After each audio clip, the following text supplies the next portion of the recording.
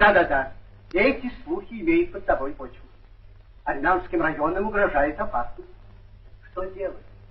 Мы бессильны обуздать татар, исконных врагов армян. Сердце обливается кровью, когда мы вспоминаем Баку. Впрочем, погодите.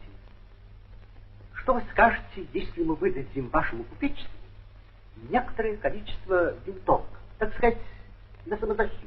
Я не знаю, как благодарить вас. День возмездия настал. Отлично. Мы выдадим вам бумагу на получение оружия. Сегодня ночью пришлите подводы в арсенал. Только без лишних свидетелей. Русский престол всегда благосклонно относился к своим верным сынам, армянам.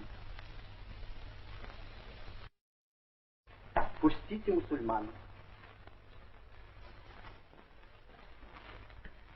Здравствуйте, господа. Салам, джанабу полковник. Да-да-да, я читал. Ваши опасения совершенно справедливы. Татарским районам угрожает опасность. Мы бессильны обуздать армян, исконных врагов татар. Погодите, мне пришла блестящая мысль. Что если мы дадим вам, вашему купечеству, некоторое количество винтовок?